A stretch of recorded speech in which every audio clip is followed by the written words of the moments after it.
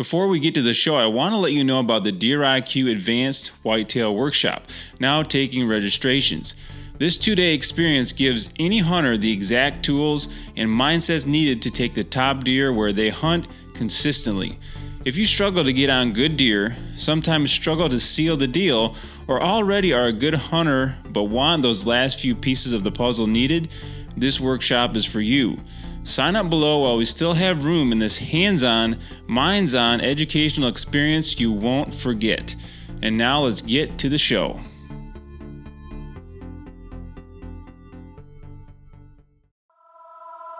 Hi, and welcome to the Deer IQ podcast, where smart hunting begins.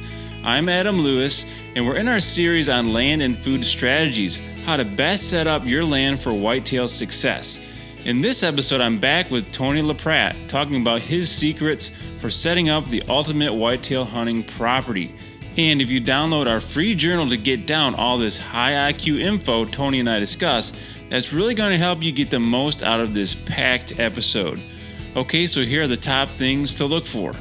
According to Tony, what are the biggest barriers to private land hunting success that he sees repeated over and over again on managed properties? What are the biggest things private land hunters can do to improve their land and have much more consistent success? What does Tony's very unique ideal private land setup look like, and why does he set up his personal land in this way? What is essential for a newbie to do first to set up their land for ultimate success?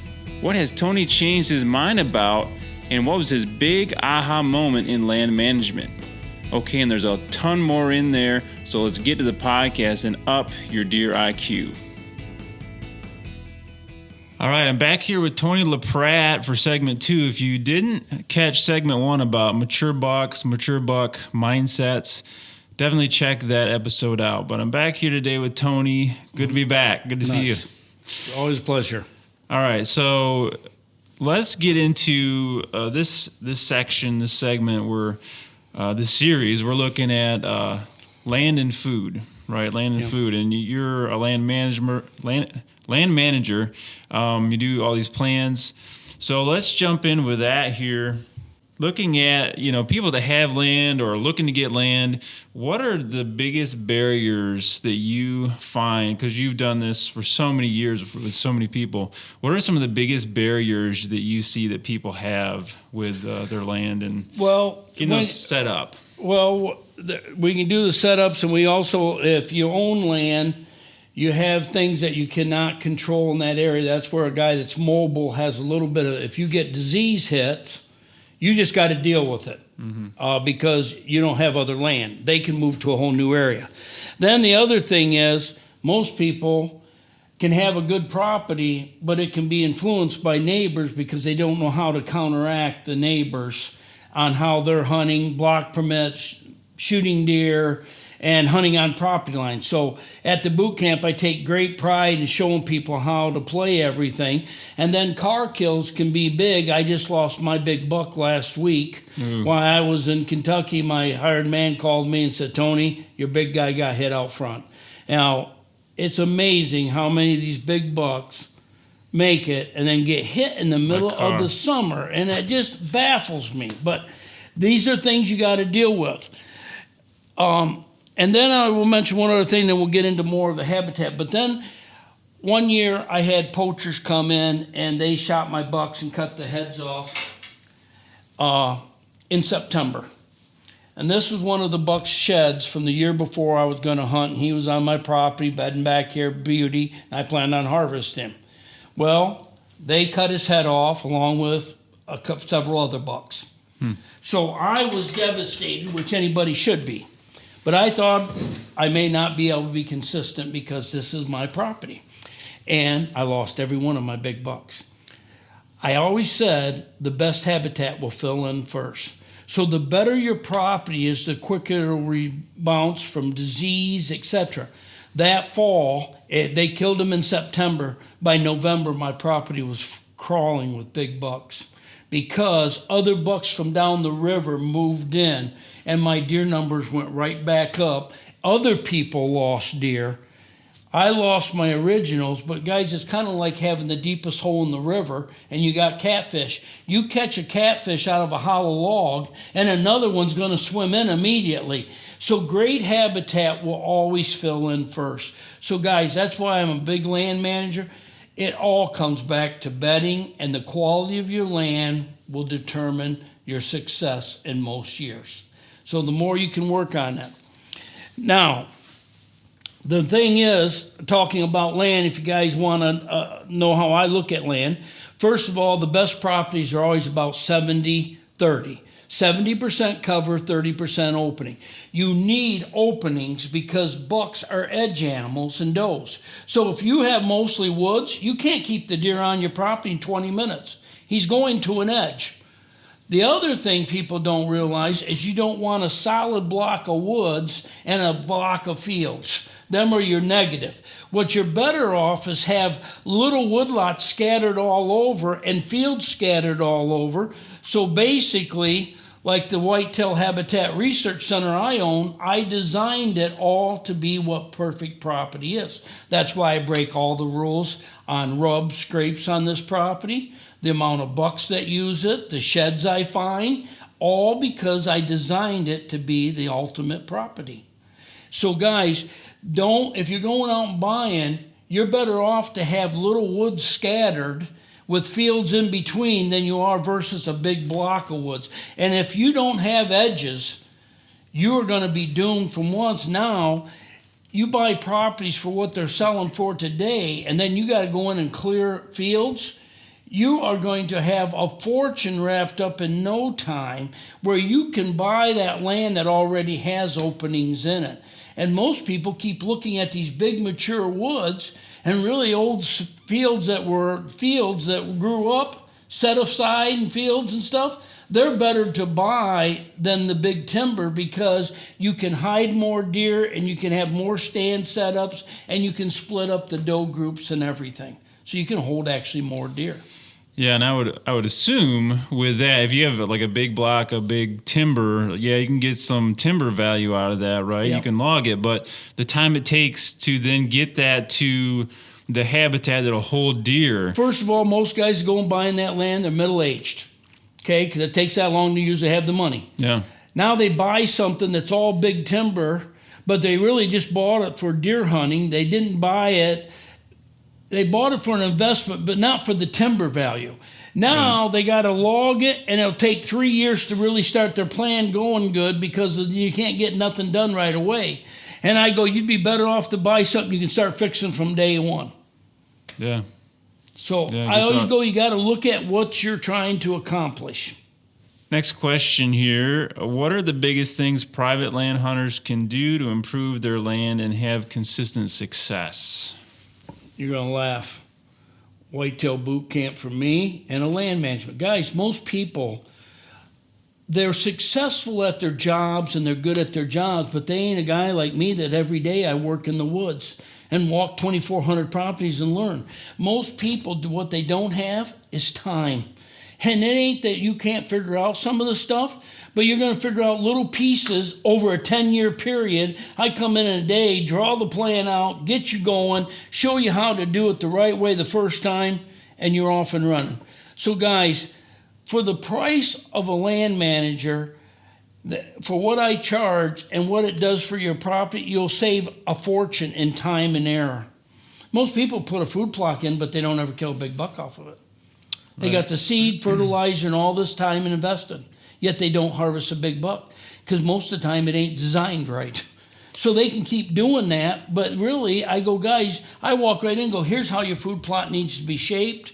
Here's what we need to do, and I save them time and energy. So the first thing is, I don't care where you get the knowledge, find somebody that's successful, that's real, and get that information, because if you're trying to do trial and error, you're wasting way too much time. Yeah, I think a lot of people just throw stuff at the wall and hope something sticks. But it gets back to the knowledge, right? And so now food plots have become super popular. Everybody's doing them, so everybody gets on these bandwagons, right? Yeah. And if you put in a food plot, it's probably better than nothing. But it don't fix the problem. Yeah, is it the fix all? Is it you gotta And then do things a certain way to get the best results. And then even the way you design a food plot will determine how many fawns are born there, how long the buck stays there.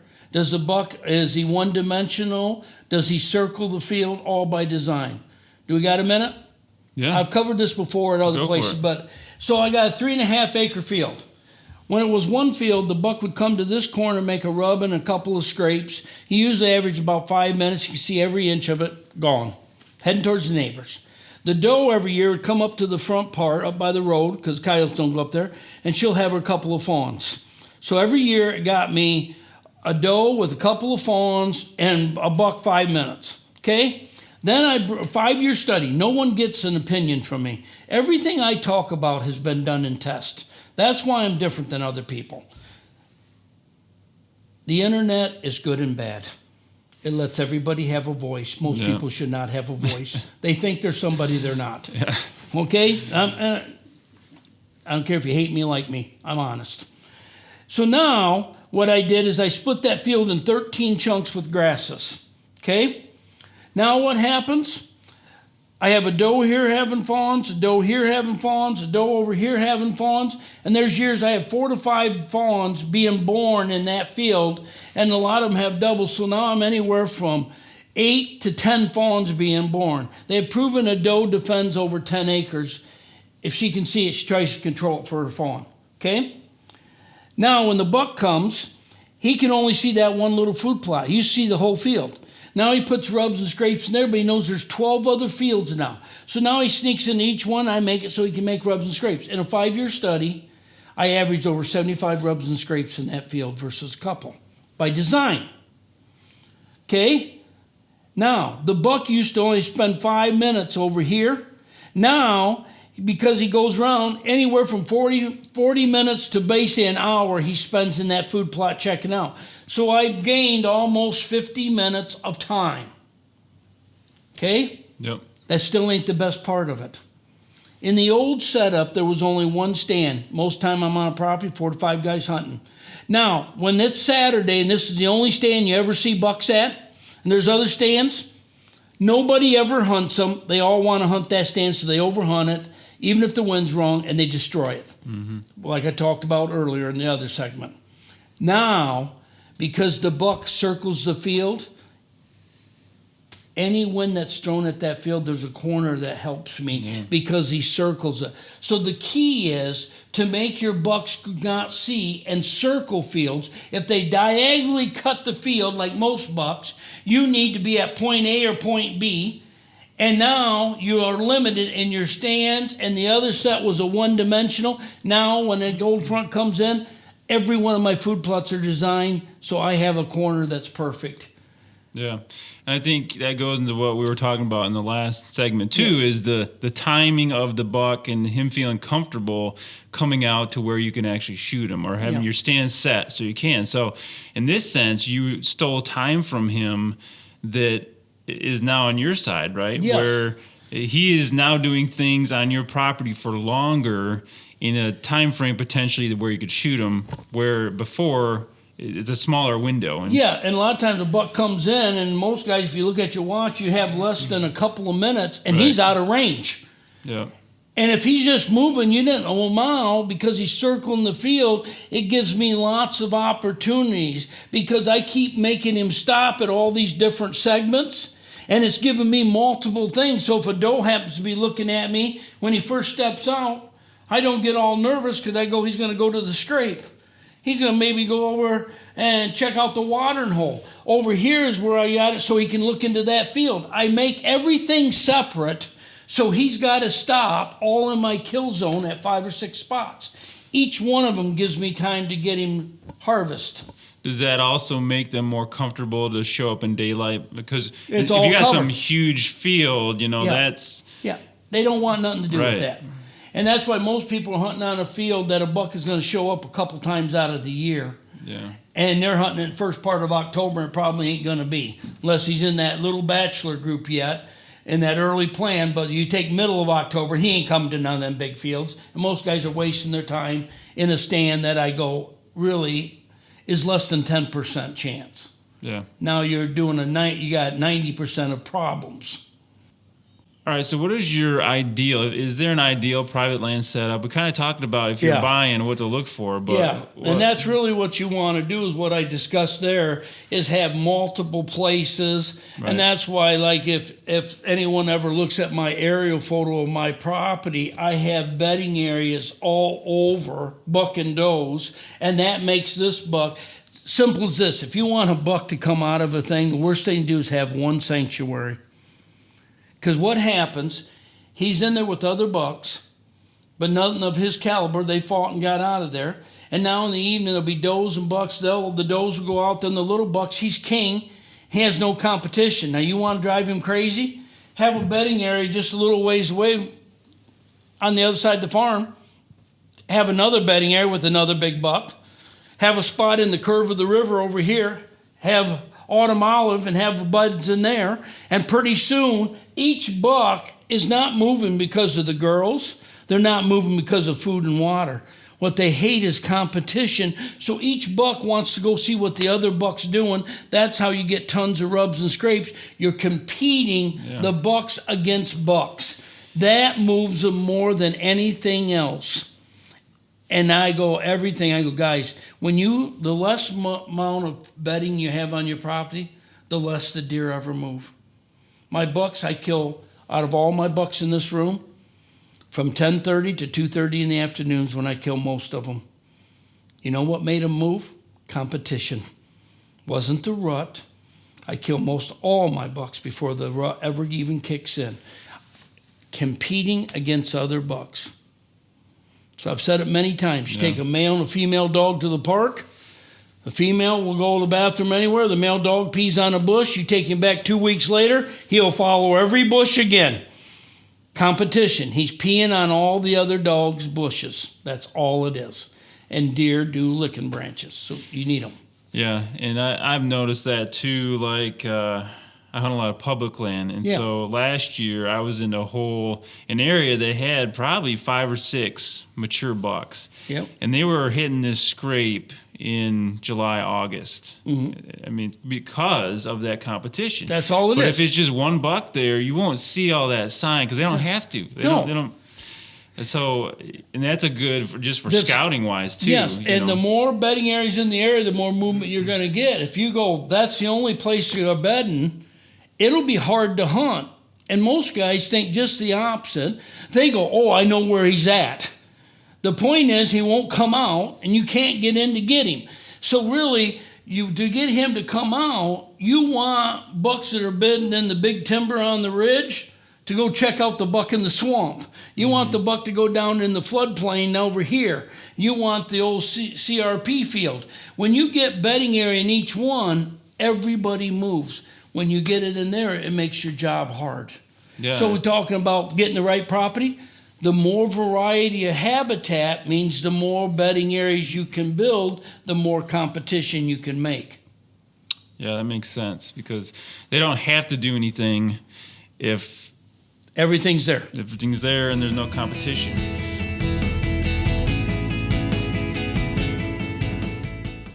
Okay, so here is your high IQ moment.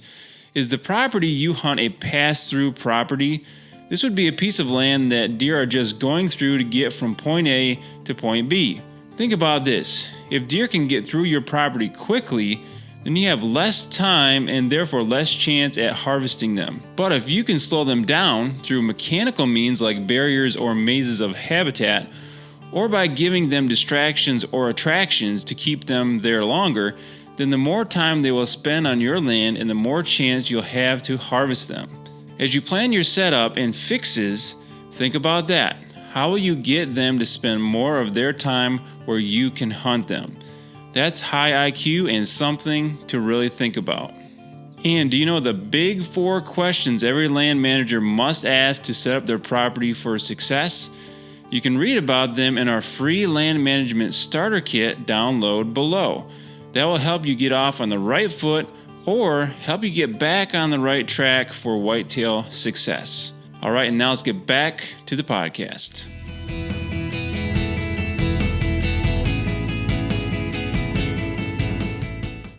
I'm guessing that kind of answers this question. If you got a new property today, where would you start and why? How does a newbie get started on the right path? Well, see, it's all about, you got to have beds. You better be basically making the maze concept, breaking up all the food plots so he can't see. Most properties, and guys, I've been to all these properties where most people have been working on for years. The best properties I've ever been on is only about 30% of its potential. Think about these statements, okay? The average property is not at 10% of its potential. So you go just buy a property. I don't care how awesome you think it is still not at 10% of its potential. I can make a ton of bedding in there. I can break up food plots, make travel corridors, make them not see everything. Most of the woods, or the deer are just traveling through it. So it's like when I go on a trip, like last week I was in Georgia doing properties down there.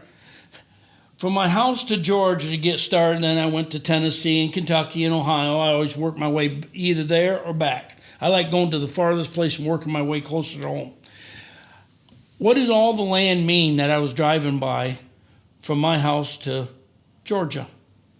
Nothing. Most people, the deer bed here, feed here, and a lot of people's properties are in their way. It's 85 mile an hour. It's a couple of trails going through the woods. They're not occupying time. They're not feeding there. They're not bedding there. And these guys are hunting it, and I'm going, it's like sitting next to a highway and waiting for me to go. Now, even though I travel all over the country, and if you go on the toll road, I go on it a lot, but there ain't no place I go more than my driveway. So if you really want to hunt me, the driveway's where you set up your set. Most guys, I go, there's not enough factors on this property to make anybody be consistent year after year. We need to make it. And now that's where I go in. Most people do not realize, first thing, you better have some bedding areas, you better have multiple fields, and then you can submit all that and divide it all up. And the more you divide, and guys, I keep dividing stuff like that 3.5 acre field into 13 chunks. I now do buck zoning in my woods, and I zone all my woods to hold more things. The more I split my property, the more I break every rule that everybody says you can't do. How big of a zone does a buck need? I like to use my property. They're all different depending on the lay of the land.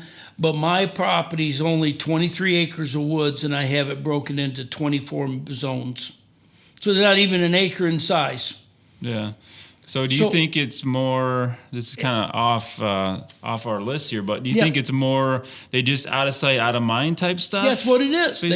They want to see, if you give a big buck an open woods and one big ridge on top, he tries to defend that from any other big buck.